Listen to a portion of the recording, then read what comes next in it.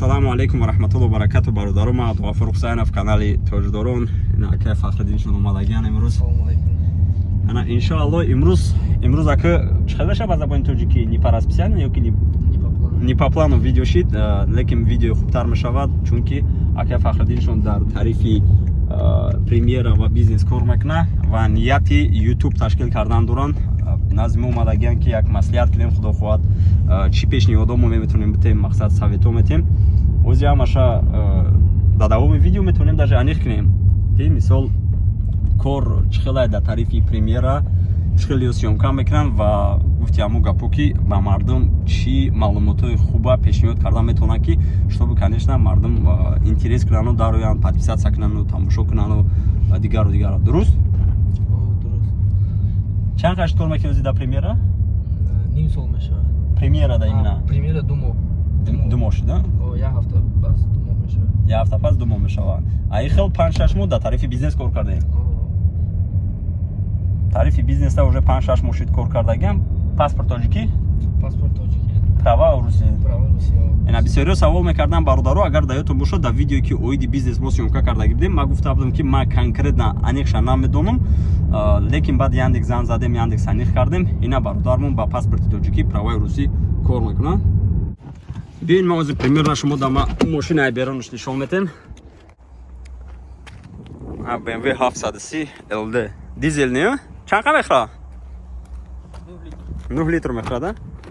Не бародарои таърифи премиера кати бизнес медроя. Аренда чанд пул гирифтагӣ бародар? 6000 гирифтагӣ. Ва чӣ хеле ки ҳозир шумо фаҳмондин, акае ки мо ҷӯзру омадагӣ на самом деле сёмка да задни фон прикол айда чиста тоҷикӣ. Разницашон чанд қа мекунад бози кати бизнесу премиера?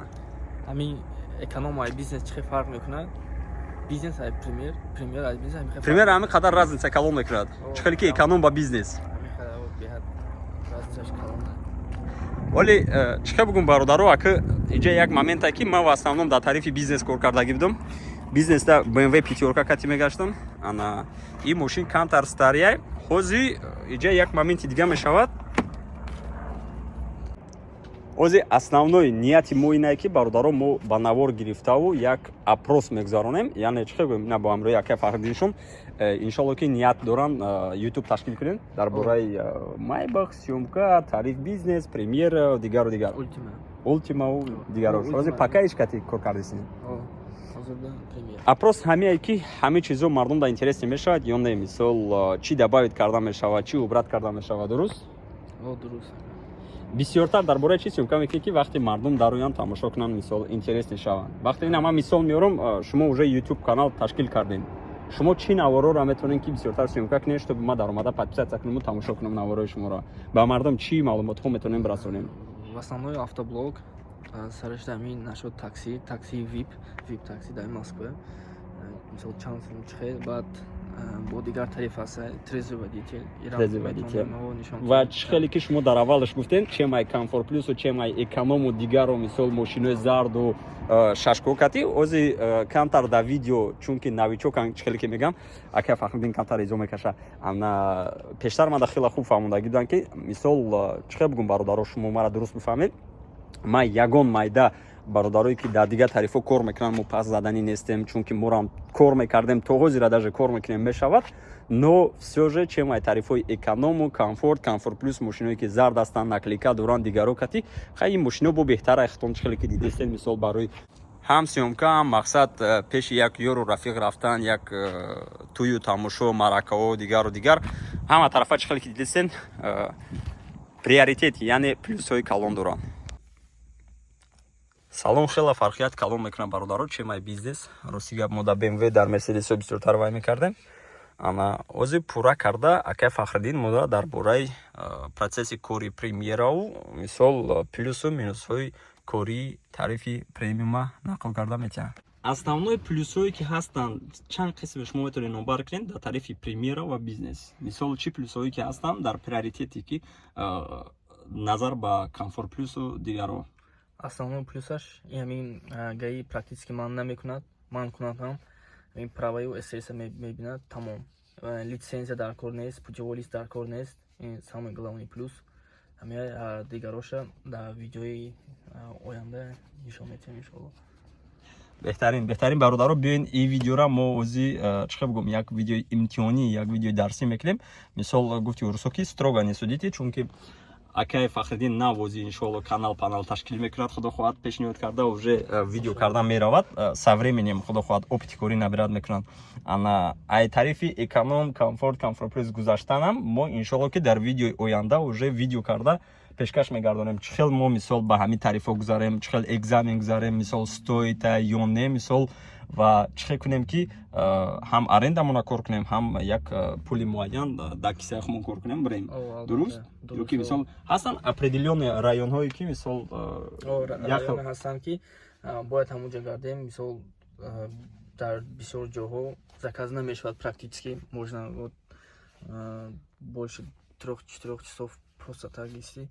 Барои ҳамин основной район мегӯем, ҳамаша мефаҳмонем. И дар не толка бародаро, мо ози ҳаминҷа шашмора ба қайд мегирем, не толка дар тарифи бизнес, дар тарифи премьера ҳастай, даже дар тарифи комфорт плюс ҳам роли калонда бозӣ мекунад ки шояд бисёриҳо шумо надонен ва шояд ки бисёриҳо шумо бидонен, ҳастай районҳое ки дар карта ҳамин яъне дарони Москва як хел районо мерен, 1 соат 2 соата шумо да заказ наметиҳан. Ҳастай районҳое ки мисол 15-20 минут зиёд намесен, сразу заказашон ҳастай.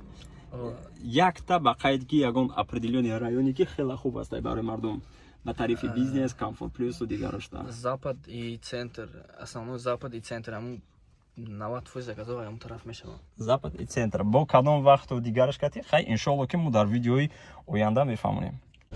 Чӣ хеле ки ман вақт мегуфтам бародаро, пешравӣ мо бо дастгирии шумо е. Биёин анака инаиҷада камтар серьёзно относиться мекунем, яъне чӣ хел фаҳмонам, бо дастгирии шумо уже пешравии контенти Акай Фахриддин мешава.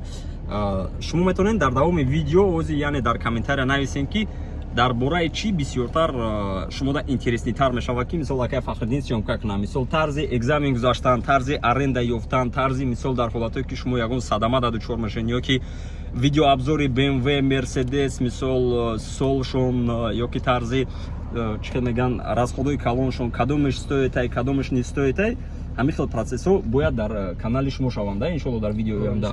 Барои ҳамин беҳтарин мешава ки шумо фаҳмонед, камтар дар комментариҳо ба қайд гирен, нависен ки мисол Акай Фахриддин вақте ки канала ташкил карден, примерно ҳамин чизо дар канали шумо шавад, чтобы мардум да интересен шавад. Дуруст?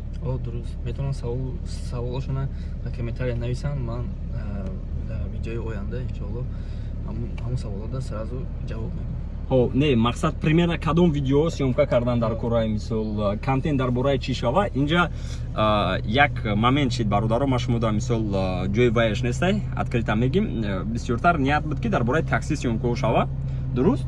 Мо гуфтем ки ҳама намуди системаро ба қайд гирад, чтобы мардум да бисёртар интересне шава, маълумотҳои фоидаовари пеш чӣ хел бигум дар YouTube пеши пеш шавад. Дуруст? Да, яқиби канали Акай Фахриддин мешем, иншоалло мо уже дар фикраш ҳастем, номи канал, названия, Telegram, Instagram ва дигару дигар. Ва пока шумо метавонед як бор дига такрор мекунам дар комментария нависен пожелания гуфти гапо, хушбахтӣ, удачи Акай Фахриддин даки мисол вай накунад. Аввал охир видео нашавад, да, ин сар карда видеора мисол не останавливайся на этом, гуфти гапо съёмка карда раванд. Ягон камбудӣ бошад нависен, ана иншоалло ки мо дар оянда ислоҳ мекунем, дар бораи чӣ бисёртар съёмка кунад, бо як бор дига такрор кардем. Акай Фахриддин шумо дар комментария нависен, чунки комментариҳоро Акай Фахриддин уже тез мехонем, хонда местад насиб. Боқӣ дар панои Алло бошен. Алло нигабонтон. Ассалому алайкум.